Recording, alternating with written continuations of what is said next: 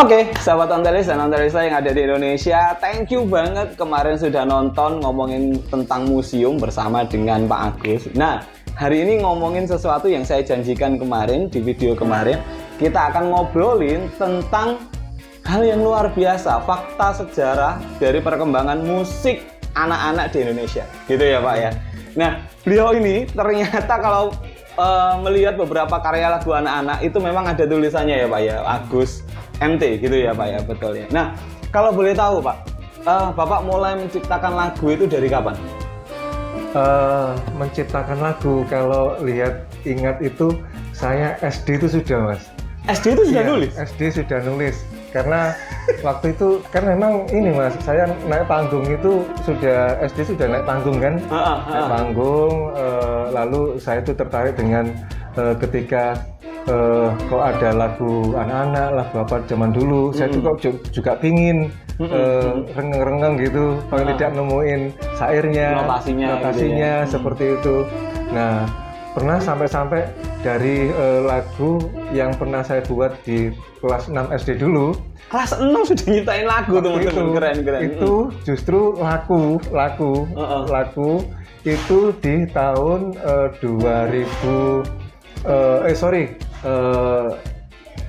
1999 tahun 2000. Tahun 2000 seperti itu. Meledaknya baru itu ya Pak ya? Wow. Bukan meledaknya, ada yang ini. Terpopulernya gitu. Ada yang beli waktu itu. Wow. Ada yang beli. Dari kelas 6 teman-teman. Wow. Jadi memang apa ya, sudah suka, sudah hobi dari kecil belajar musik. Kebetulan juga orang tua ini ada kesamaan dalam hobi seperti itu. Ya, mungkin dari situ ya. Oke. Nah Pak, kalau dilihat gitu ya, boleh Pak disebutin lagu-lagu yang pernah Bapak hitskan gitu ya di zamannya Bapak dalam penulisan lagu itu.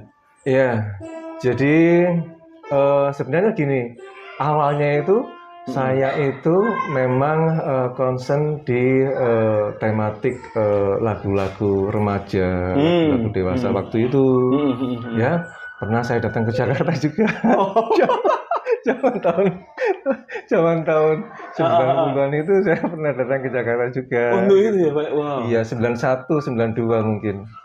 Zamannya kalau dulu ada siapa si Ibu Sud, Papa Tibo. Bukan. Yang ini yang artis-artis dari Surabaya seperti Joshua, Dani Dewa. Oh, Dani Dewa. Padi siapa? Fadli itu dari Surabaya. Tahun 90-an kan ke sana itu. Betul, ke saya juga pernah ke sana. Tapi yang gagal itu saya. Yang gagal ya Pak. Bukan gagal. Tuhan punya rencana lain. Iya. Saya balik ke Surabaya lagi. Nah, tapi justru ke Surabaya, ya toh, kok ada yang nawarin, suruh bikin lagu anak-anak. Tapi bikin lagu anak-anak pun juga tidak saya saja yang memasukkan di situ, karena ada orang lain juga yang masuk materinya di situ. Kok alhamdulillah lagu saya yang ini waktu itu. Yang terkenal ya. Ya bukan yang diterima. Untuk sebagai materi lagu anak-anak waktu itu. Ya. Itu Tang Ting Tong waktu itu. Tang Ting Tong ya. Yang itu Kak yang Tang Ting Tong yo gitu bukan. Kali itu Titi Puspa. Itu menabung. Beda. Menabung ya. Tang Ting Tong soal kegiatan rutin anak sekolah, bangun pagi waktu itu. Nah, itu Tang Ting Tong itu bunyi lonceng jam waktu itu untuk mengingatkan kita bangun pagi. Itu namanya Sally Junior. Mungkin kalau ada Sally Junior yang lagi nonton ini nanti bisa mau recall ya. Saya sudah lulus kontak lama kan, udah coba. Iya. Boleh dinyanyikan Pak sedikit partnya bagiannya. Iya. Tang ting tong, hey, lonceng berbunyi. Saya lupa itu. Oke. Nah, Pak, kalau kayak gitu itu inspirasinya dari mana aja sih, Pak? Untuk membuat sebuah lagu kayak gitu itu. Sebenarnya ini Mas ya. Jadi sumber inspirasi dari tematik sebuah lagu itu kan macam-macam ya. Bisa orang dari pengalaman hidupnya, pengalaman sekitarnya dia lihat, tapi juga bisa imajinasi. Nah, tapi kalau saya itu kebanyakan imajinasi, karena waktu itu ya banyaknya permintaan, jadi saya dituntut untuk berimajinasi tentang tematik apapun itu. Terus kadang-kadang ada permintaan, saya bikin lagu seperti ini. Nah, itu saya juga langsung buat dengan permintaan tematik seperti itu. karena memang banyak juga dari lagu-lagu corporate, lagu-lagu jingle misalnya, betul, itu juga kita buat seperti itu. Dulu orang bikin ringtone-nya tanda tunggu di nomor Di apa handphone telepon, gitu ya. telepon waktu itu instansi rumah iya, sakit apa ya? SMS, rumah sakit SMS ada itu, rumah sakit SMS di jalan apa itu? Daerah Yang dekatnya ini ya Taman Unggul. Nah, itu SMS. dulu saya bikin lagu itu buat tanda tunggu. SMS itu. Iya, contohnya seperti itu ya. Itu kan karena permintaan kan. Iya. Nah, kalau saya bikin lagu rata-rata itu dari imajinasi saya. Ya. Jadi apapun itu seperti itu. Ini keren banget loh. Jujur saya nggak pernah kepikiran gitu ya ngomongin tentang lagu-lagu masa kecil. Karena memang cukup banyak ya. Dan kalau sekarang melihatnya miris banget kalau anak-anak saya itu malah nyanyinya lagu-lagu yang dewasa tentang percintaan. Itu saya kadang-kadang worry banget gitu. Nah, apa sih Pak kalau menurut Bapak sendiri yang menjadi struggle atau menjadi apa ya tantangannya lah kalau kita ngomong di dunia lagu anak-anak yang zaman sekarang ini? Ya, tantangannya itu ini Mas. Jadi sekarang ini kita belum punya kesamaan persepsi ya dengan tujuan untuk membangun karakter generasi kita. Intinya itu. Ya, karena apa? Kita kan juga tanda kutip ya miris juga ya ketika anak-anak itu menyanyikan lagu yang sebenarnya bukan porsinya, bukan sesuai usia mereka. Itu kan miris sekali ya. Betul. Makanya kita perlu menyamakan persepsi antara siapa? Antara seniman dengan produser. Kalau zaman dulu kan ada produser zaman analog ya. Kalau sekarang mungkin zamannya digital ini ada produser yang sudah lama tidak fokus atau mengembangkan lagi terkait sama lagu anak-anak itu. Ya, ini sebenarnya banyak tanda kutip produser itu pada tiarap semua karena mereka menganggap dari segi komersial benefitnya itu, benefitnya profit orientednya itu jelas mungkin kalah dengan lagu-lagu. Kalau dengan tahu lagu-lagu remaja, lagu-lagu dewasa yang berkembang sampai saat ini itu banyak yang justru gampang populer seperti itu. Dan itu mirisnya dengan kemudahan akses digital media sosial itu anak-anak itu bisa mengakses itu. Nah, celakanya seperti itu. Artinya dengan pertanyaan Mas Daniel itu saya mengatakan bahwa itu merupakan sebuah tantangan. Makanya perlu kita harus sama-sama membangun sebuah persepsi gimana caranya kita membangkitkan lagu anak-anak itu muncul ke permukaan agar bisa menjadi konsumsi dari anak-anak yang sekarang yang membutuhkan usia anak-anak sekarang itu gitu. Ini keren banget ya teman-teman ya kalau kita ngomong tentang musik tadi itu menurut saya ini sesuatu hal yang perlu gitu ya kita tingkatkan. Nah, Pak, kalau sekarang ini, nah beliau ini juga punya akun YouTube teman-teman, jadi punya channel YouTube. Jadi kalau teman-teman ingin lihat channel YouTube-nya di MT Agus, betul ya Pak ya. Di MT Agus beliau taruh karya-karyanya di sana.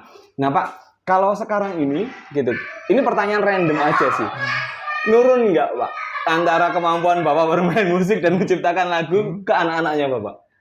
Ada satu tadi yang barusan Salim sama Mas Daniel tadi itu dia namanya Tirta ini anak saya itu dulu umur 3-4 tahun ya 3-4 tahun itu dia pernah rengeng-rengeng udah rengeng-rengeng artinya dia tidak istilahnya tidak meleset kalau dia itu nembak nada tinggi nggak sampai dia nada rendah itu pas itu dengan seperti itu lalu dia rengeng-rengeng menemukan susunan notasi. Wow, itu ini ya ada anak saya ya. Oke. Jadi saya bilang ayo Le nyanyi lagu ciptaan Le dia ngereng-ngereng dengan nenek-nenek itu kok dilala loh lagu ini kok ini not enak. Akhirnya saya pakai nada itu ya buat saya kasih ke penyanyi saya seperti itu ada yang jadi nulis lagu gitu itu ya. Jadi inspirasi ide notasi anak saya itu. Iya. Gitu.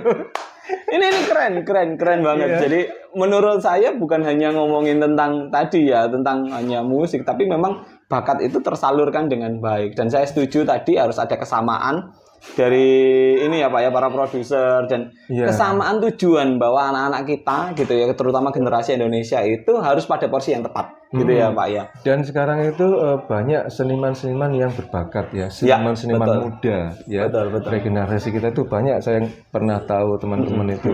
Dia itu juga sebenarnya produktif, bikin lagu-lagu genre apapun itu. Termasuk saya bilang, jangan ingat kalau kamu bikin lagu-lagu yang lagi ngetren sekarang, jangan ingat bahwa ada yang saat ini terlupakan, lagu anak-anak. Ayo kita sama-sama bikin lagu anak-anak. Kalian anak-anak muda bisa memanfaatkan media sosial untuk menunjukkan karya-karya itu. Ya. Karena sekarang ini kan untuk profit itu bisa didapat dari dari YouTube juga kan. Betul. Mungkin bisa dimulai dari situ, nanti bisa booming dari situ, siapa tahu. Dan ujung-ujungnya bisa mengedukasi anak-anak juga kan. Betul. Jadi ada benefit yang lain dari sebuah karya gitu ya Pak ya. Seperti itu. Betul. Oke, menarik banget. Nah Pak, kalau teman-teman ini kepengen hubungi Bapak gitu, misalkan punya karya atau pengen dibuatkan karya, hubungi kemana Pak?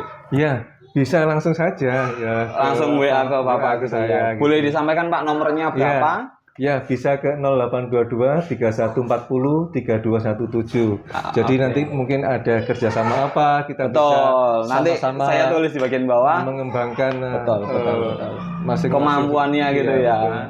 Nah, keren banget tuh kan ya. Jadi nggak hanya ngomongin aku pinter nyanyi mas, tapi nggak tahu cara ngembanginnya gimana. Aku suka nulis lagu, nggak tahu caranya. Nah, bisa kerja sama Pak Agus. Oke, thank you banget Pak Agus. Ada kata-kata terakhir Pak untuk teman-teman yang punya keinginan atau punya harapan tentang musik. Mungkin punya kata-kata terakhir gitu untuk baik. Intinya spiritnya kita harus semangat selama kita punya talenta, punya bakat apapun yang menjadi potensi dalam diri kita. Jangan pesimis dengan keterbatasan sarana kita, karena dengan sarana yang minimalis kita punya cita-cita yang sangat maksimalis seperti itu. Betul. Oke, itu keren banget ya. Thank you banget Pak. Saya belajar banyak banget dengan Pak Agus. Ngomongin museum, ngomongin tentang karya untuk bermain musik dan sebagainya. Thank you banget kesempatannya Pak. Lain kali kita ajak untuk bersepeda gitu ya. Jadi kita ajak Pak Agus untuk hidup sehat. Mulai dengan bersepeda keliling-keliling, nikmati sepeda kayak gitu ya. Mas Daniel. Oke, terima kasih Pak atas kebersamaannya. Oke.